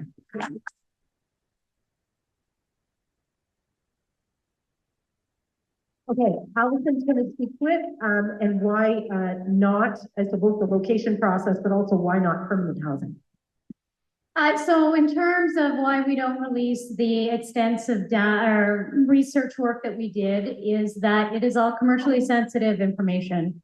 Many of those negotiations happened on a confidential matter. Some of those sites weren't known to the property owners or owners that we were looking through. It was a commercial research, and then we got to a point where we made public once we had firm, secure deals in place. You raise a really good point about opportunities on city-owned lands. It is a huge priority and huge part of the infrastructure strategy is to grow the shelter system first on city-owned lands. You'll notice of the 6 sites that were announced in December, 4 were on city-owned lands. There are opportunities. We've been directed by City Council to make sure we are looking at converting sites, and that includes through acquisition. So this site was one of those acquisitions, but our priority is really on focusing on optimizing and prioritizing city-owned sites. The housing versus shelters, as Loretta and Gord have both mentioned, it is all part of a spectrum. Housing is the ultimate goal. You know that across the city, we are focused on advancing affordable and supportive housing. Every week, there are new announcements on new projects. Shelters do continue to play a role in bridging. Nicole. I'm making laps. We've got a whole bunch of hands up. So do you mind if I go to somebody else? If we have a chance? Right. There's concern, and I've got it loud and clear. Ian has it up there too, that what you're looking for is transparency, more transparency on the site selection process. So Matthew, go ahead. Great. Hi. Go ahead, sir. The shelter system, as we've heard, is overflowing, and this is a problem that affects the whole city. Unfortunately, no matter where hello? Yeah. The shelter system is overflowing. This is a problem that affects the whole city. Unfortunately, no matter where the city chooses to build a new shelter, neighbors will complain. Yet a new shelter provides enormous value to the city. I don't think anyone can hear that the city is turning people away and think that we can continue with the status quo. I recognize that people want control over what happens in their neighborhoods, and I understand that this is something that many people feel unhappy with, but it is needed and the city needs it. If not here, where? No matter where we put it, people will be unhappy. I will acknowledge the site is not perfect. It would be nice if it was even closer to rapid transit, but Scarborough only has 2.5 rapid transit stations. So what do you expect? As somebody who chooses to take transit often, I can tell you that homelessness is not a uniquely downtown issue. Leaving homeless people to wander the street will have a higher impact on safety, on home values, and on the quantity of foot traffic businesses receive. Perceptions of crime and safety are very largely driven by the visibility of homeless people. Getting those people into shelters and off the street will increase home values. All right. I've got somebody up here, and then I'm going to move to Stephanie. Hi, my name's Amy. I wrote down my question. Speakers from many city departments spoke tonight and are working together. We can see that. We can see that this is a multi-stakeholder, multifaceted, very complex issue. Despite this, we've been told in our community bulletin that, quote, changing zoning is a lengthy and complex process. Quote, staff prioritized areas that already allow shelters and that they're, quote, not supportive of changing employment zoned areas for the sake of economic growth and stability. The city's own website states the Ontario Planning Act provides legal authority to the City of Toronto to adopt and amend zoning bylaws. My issue tonight is that you've made it sound like this site was the only option. So can someone please explain why? If the city itself has the jurisdiction to change zoning, and we've declared a citywide homelessness emergency that itself has a massive economic impact, why Shelter Services has created such a narrow search option, deciding that it's not worth pursuing rezoning and has instead limited shelter site options to purchasing ones like this one. It just sounds like businesses are being prioritized over neighborhoods like ours that don't have the right supports or amenities in place. Thank you. All right, Ryan. So there's a number of considerations when we look at zoning, and I'm going to speak on behalf of city planning here, recognizing I'm not a planner. The city wants to protect the employment zone lands for economic growth, as you just said, because without that, we can't grow the city. If we cannibalize all of the employment lands for housing, because as soon as you give the zoning permission for a shelter, you've given the zoning permission to redevelop those same lands into condos or any other residential use. So then you take away the ability to build those commercial and mixed uses and office spaces on those lands. That's the planning perspective I'm speaking to. Sorry, what's this? So if the zoning is the main thing that's blocking and the city's in charge of zoning, then why not change it? And then in the instance, there was, let's say, a parcel that planning would have been supportive to, let's change the zoning. It is a lengthy process. So our strategy that we've been mandated by council is to create these new shelter sites as quickly as we possibly can. We are in incredibly expensive hotel sites that we need to exit. And we also need to create new spaces so that given the demand for services that we get calls every night that we can't offer a place to stay for people. There are hidden homelessness. We've heard a lot about people on the streets, but there are those couch surfing that are regularly calling, looking for shelter space. The rezoning process, it has to go through council. It can take many months to achieve, and there's no guarantee we could get it. So the last thing we want to do is purchase a site that might not have that as of right zoning for a shelter, only to be denied it or spending, an incredible amount of time to get there. Okay, we've got a few more, thank you. We have a few more hands. We're not going to get to everybody. And if you've already gone once, we're not going to come back to you until we go to new people. So I promise this gentleman over here, and then I'll come over here for my part, but we still go Matthew, Stephanie, Nicole, Matthew, Stephanie, Nicole. Go ahead, sir. Thank you. My name is Stuart Berry, and I'm a resident of on Northview Avenue, just around the corner from this potential nightmare. We have a child-based community. People are moving in and buying homes so that they can bring their children to those schools and use daycare centers and so on. So what I found in my research in the Niagara region, Alberta, British Columbia, by the way, British Columbia is a very interesting example where they legalized drugs and then they delegalized drugs because it was a failed operation. And so, and the other thing that I found in my research was that the development of these homeless centers and so on, they're very well run inside, but it's outside. But the reality that we're faced with, is we pick up the paraphernalia. Or our children pick up the paraphernalia, my grandchildren or your children. And God loves them, I understand, but there's a difference between homelessness, drug addiction, and mental illness.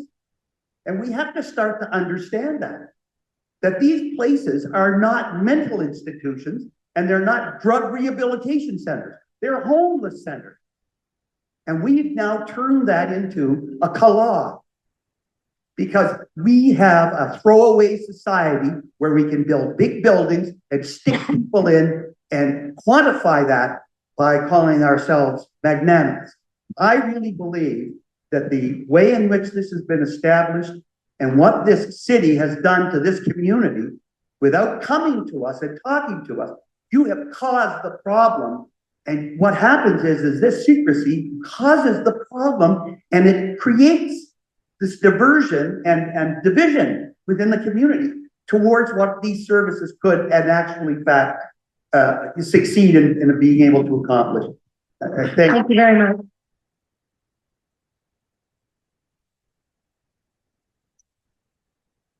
Go ahead, sir. Hi, I'm just curious on the financial side. You spent $7 million on this site and you want to use property that you have first. Further west on Gerard at 2334, 2336, there's an abandoned sales center for residential development. That parcel is about 20,000 square feet and it's owned by the city. So why was that site not selected? And you can use the 7 million towards building the property rather than going and buying new land and having to spend more.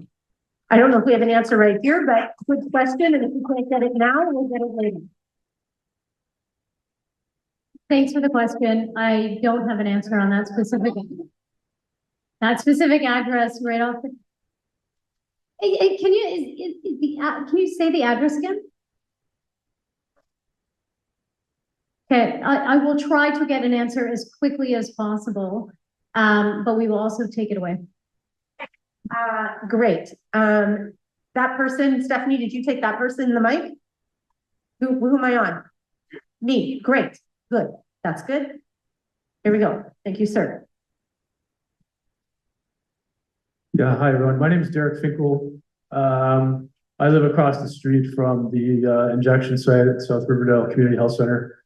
I wrote an article that some of you may have read that has to some extent to do with this shelter and the process by which it was selected in secrecy. And I guess I wasn't going to ask a question or say anything, but something Sue Hall said a few minutes ago made me change my mind. And I think part of what motivated me to write that story was that my neighborhood was in the exact same position as your neighborhood is right now 8 years ago, when the city made a decision about putting a supervised injection site in our community health center. We were promised that the health center would have a phenomenal relationship with the local police. As you know, a woman was shot.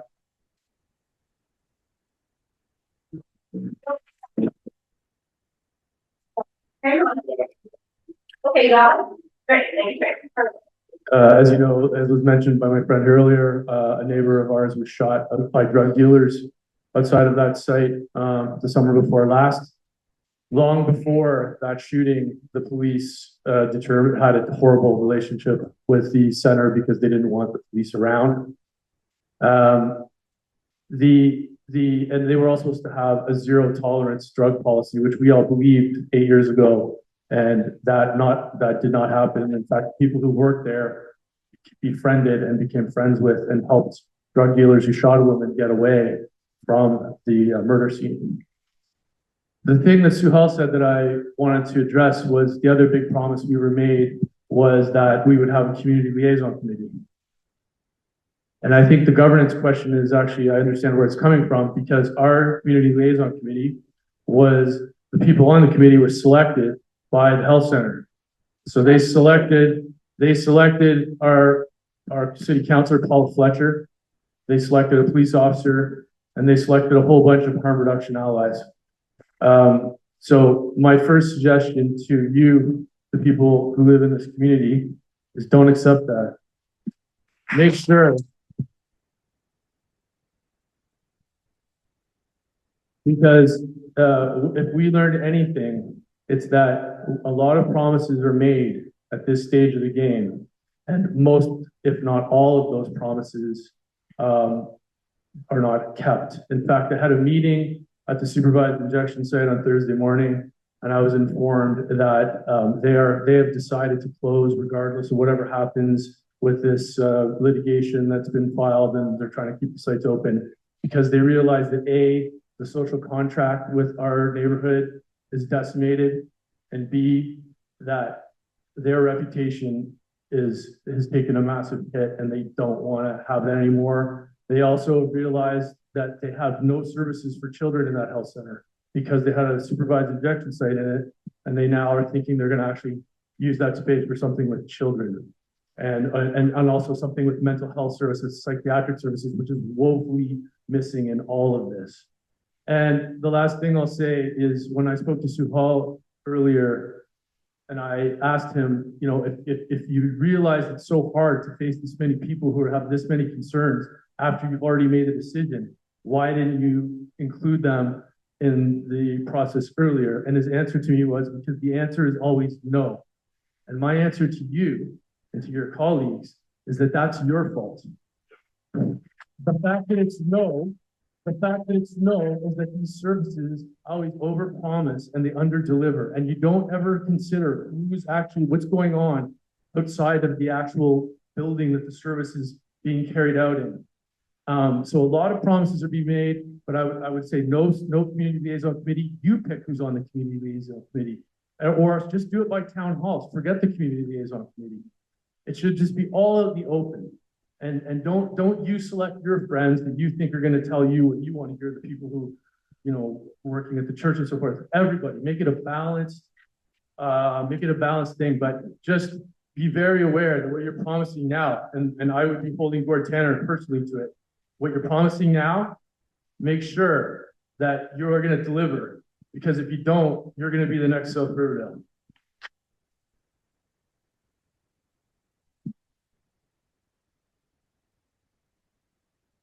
Okay, we've got about 5 more minutes. I'm going to go here. Stephanie has a hand, and then I'm going to this woman here. Good evening. Arthur McLean. I've had two boys go through Beaches Kimberly. I've got one in Bowmore. I have gone to St. Nicholas Birchcliff for 16, 18 years. I've been listening.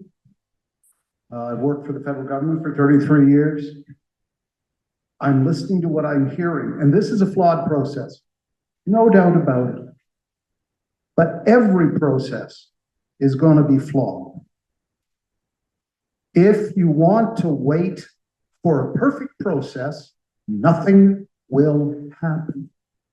I go to a church where we had a homeless gentleman living on our lawn. I live on Coxwell Avenue, south of Michael Garron Hospital, the busiest emergency ward in the city, as I recall, because it's halfway between the downtown core and Scarborough General. We have TTC shelters that are being used for homes by people. We have a Shoppers Drug Mart on the Danforth and Coxwell. We just were in the news because the lady who used to panhandle out front froze to death.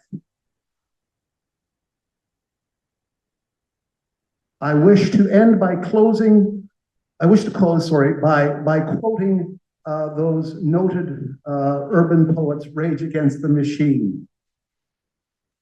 If not now, when? If not here, where?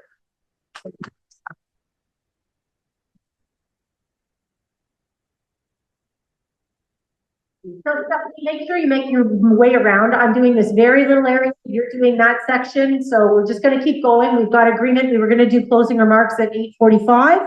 We're going to try and do it by like 8:55. So we'll make a couple more rounds of the room. Okay, next one. Stephanie, is there somebody there who's got the mic? Sorry, it's me. Go ahead. I've got a question to the lady that spec'd the site and assessed it. At the time that you did you assess what's going across the street? The 7 30-story buildings, the condominium, the 75 Habitat for Humanity homes. I'm just wondering, because our neighborhood is, as the gentleman said, is a child-based, and it's going to be far more. There's a 12-story condo going on the old car wash. There's 9 4-story condos being built next door to me. We're full, and it's child-based. And 30 years I worked for Toronto Police. I've seen more than what you've seen. And I'm telling you, these poor guys here don't have the time or the manpower to police what you are putting into that neighborhood. Okay, so the question I've got there is, were the development coming to the quarry lands, which has been something in the works for quite some time in this community, was the development coming considered when you were doing the site selection process? We were aware that there was a significant development going across the street. We still feel like this is an important part of the community. We have spoken about the fact that these shelters are being built in communities. So we were aware of it. It did not influence our site assessments. Thank you. Just checking, there are a lot of questions that are coming in online. Given the number of hands in the room, we're just going to keep doing that. If you're online, I'm really sorry, but we'll pull all of your questions and make sure that we share them with the city and be sending out updates with answers. So, next one. No, it's me. I'm up, and it's this woman here. Thank you for your patience. Thank you so much. My name is Heather. I am a mom, a resident of the neighborhood, and I want to start off by saying that I think homelessness is definitely something that does need to be solved for. And I'm not here to project a NIMBY type of attitude. Yes, I'll speak up. Thank you for the heads up. All right, so what I wanted to do is to appeal to a comment or a question from Sunil. Suhal, sorry, I apologize.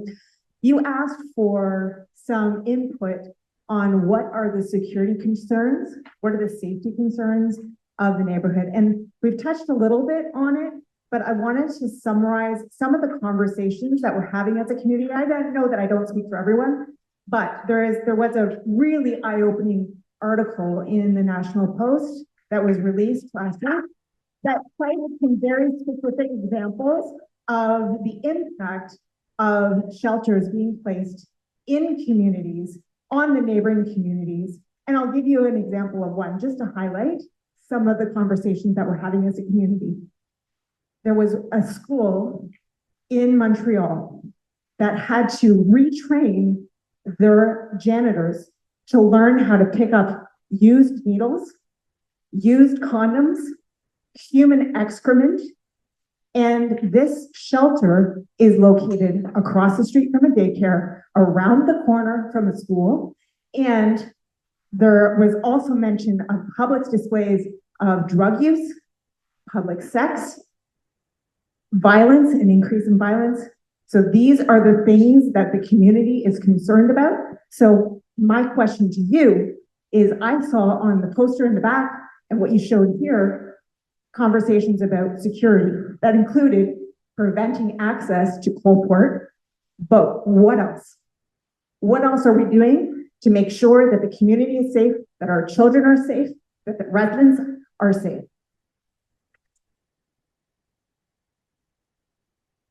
Who's the best person to speak to community safety and what will be done? Thank you so much for sharing your opinions and concerns. I think it's really much appreciated. I recognize that we have a lot to do to earn the community's trust and ensuring ourselves are successful. A big part of that is to build these sites that are based on best practices and really integrate the best of to our own best knowledge on how to make sites successful. In terms of safety and security, that really depends on the program and what we anticipate.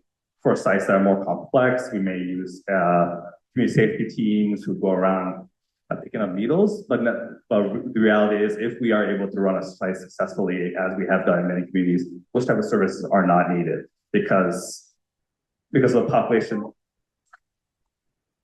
Yeah. So on the city's website, you can go to the toronto.ca/new shelters. There's a list of any shelters we opened over the last little bit, like 731 Runnymede, 705 Progress, 101 Placer. Like, we've opened many new shelters in Scarborough, throughout the city. Many of them men's shelters, and work with complex clients, and they have been successfully open. And I know, again, I recognize that there's a lot of mistrust of shelters and related service in the community, and we want to do our work to earn it.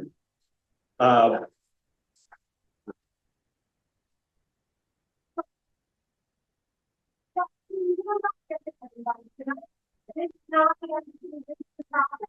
you wrapping it? I think it's important to recognize that TS3 is not the leader in safety in the division. We work with a number of different divisions. I'll pass over to my colleague in SDFA. Hello, good evening, everyone. My name is Scott McKean. I'm the Associate Director of Community Safety and Wellbeing for the city. Thank you. Is that good? Okay, my name is Scott McKean. I'm the Associate Director of Community Safety and Wellbeing for the City of Toronto.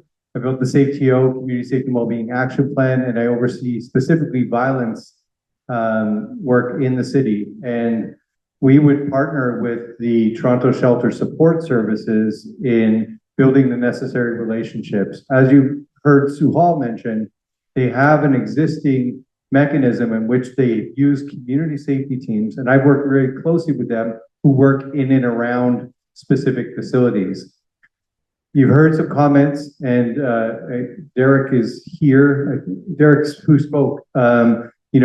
He spoke about the South Riverdale Community Health Center, and I want to draw a distinction because I learned a lot from the response to the very terrible incident that Derek spoke about. That site is not a city-run facility, and there's a very different infrastructure that supports shelters coming into community. I heard. It's not a city-run facility. But what I want to say is there was some questions about policing as well. And our division specifically works very closely, not only with each individual division, but the police service as a whole.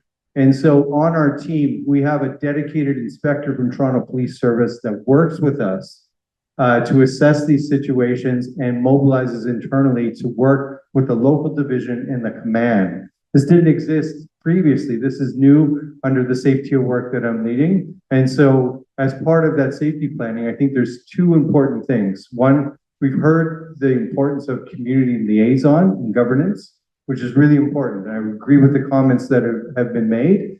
Number two is the Toronto Shelter Support Services is only one of many divisions that play a role in this. And so that ongoing conversation and dialogue will be really critical to assessing the community safety and well-being outside of the building, not the great work that's happening inside.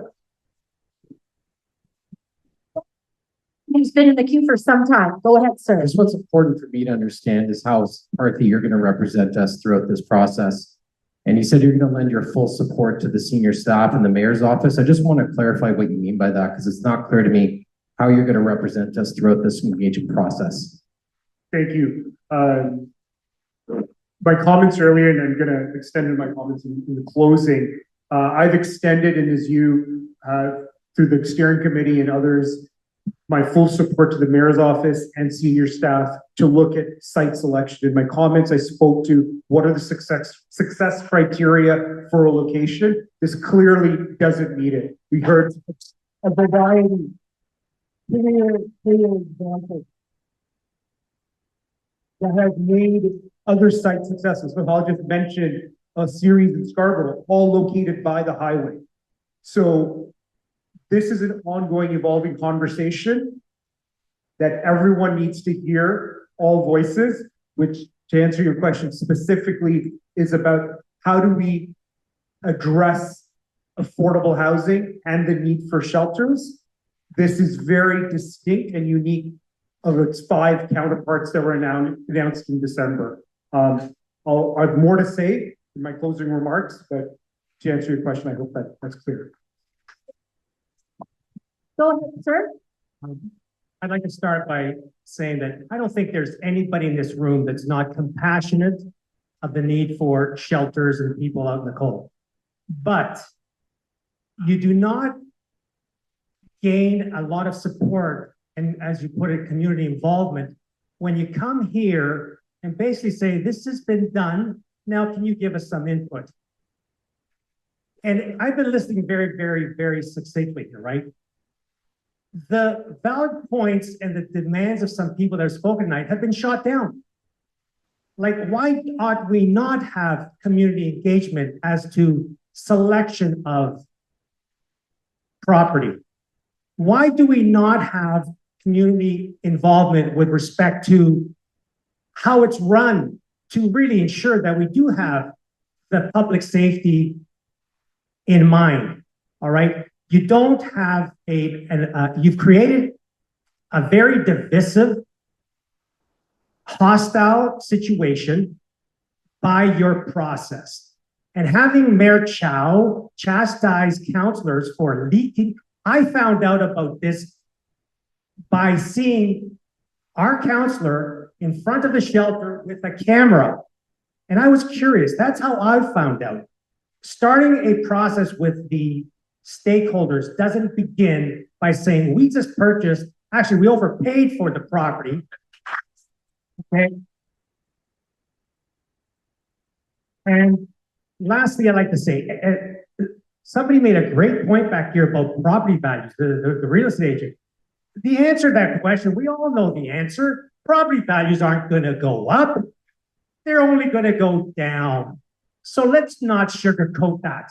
My question as well is, the city seems to want to spend money hand over fist. Why don't you buy my house at market value right now so I can go somewhere else?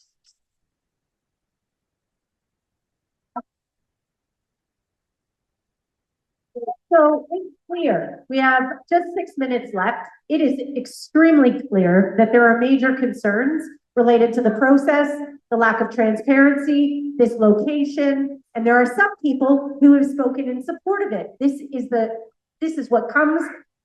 I understand. What I'm going to do now is we are going to share. You saw Ian typing every single thing that you were saying. I was also writing it down. I am going to turn it over to the counselor to share his final remarks, and we are going to wrap up at 9 o'clock.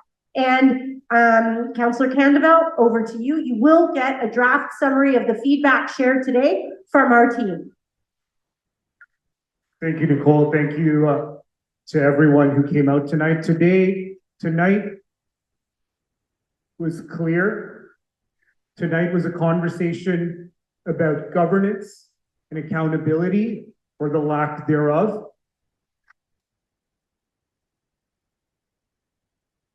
And I want to make special mention because we had, and I'm really unsure, and I'll follow up with staff. We had a member of a church from the beach, and we welcome everybody. But we heard commentary from folks on the beach, Coxwell. I want to point out, and staff have shared the map of where our shelters are. I shared, we have 4 shelters and welcoming with open arms, Healing Lodge for Indigenous, formerly incarcerated Indigenous women. Beaches East York folks, you have 1 shelter. You have 1 shelter in your ward along a major transit line, next to a subway, next to amenities, next to services. So please back on the holier than thou when your neighborhood is one of the most privileged, most resourced, least dense neighborhoods. And to come here and tell us that we're not compassionate, we're not caring, please hold off on that. So we started off this meeting on a note that there's no question we need shelters. It's a calm, thoughtful, resourceful discussion on how are they best placed. And this is where the accountability portion of this discussion is critical. We heard and we saw clearly it's zoning and money that drives the criteria. That's unacceptable. We heard clearly this delegated authority is problematic.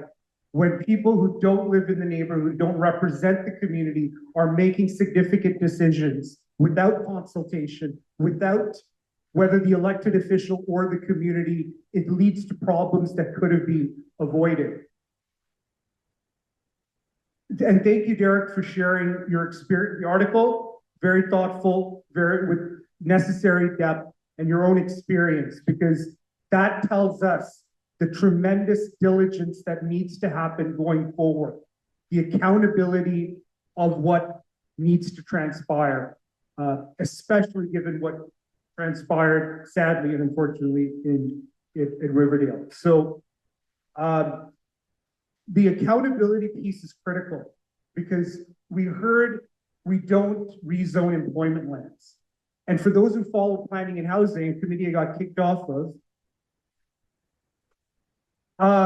we just rezoned 2 years ago, massive swaths of land in Scarborough on our side for density ranging from 40 to 58 stories along the Golden Mile, Scarborough Junction, and now 375 Kennedy. So as a city, we've done massive, like we're talking about a 20,000 square foot thing here. So 20,000 square foot facility.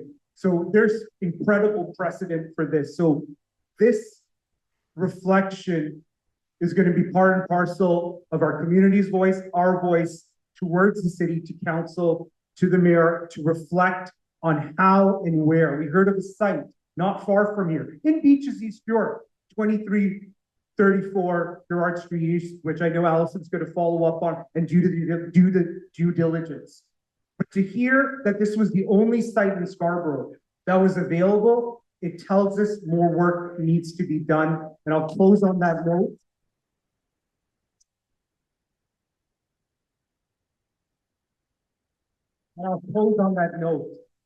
And really to underscore, and it's a bit unfortunate that I have to do this for the folks in the room who think we're just against the shelter.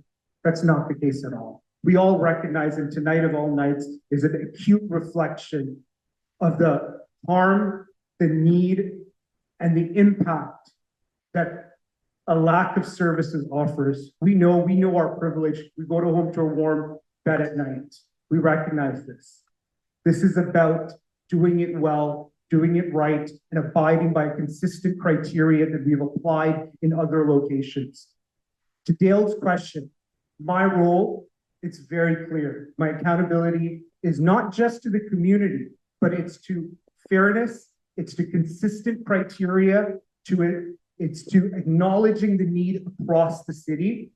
And as we heard, it's an ongoing conversation, and I will take staff at face value that this is not just about the site, services, but the location itself, and that there has to be diligence. We saw the gaps tonight, and I feel assured that that will continue with staff to recognize and cite the right location, whether it's in our ward or outside, but we've always welcomed vulnerable folks in our community. And my commitment is to ensure the fairness, consistency, and rationale are applied to this decision as it proceeds in the coming weeks and months. Thank you.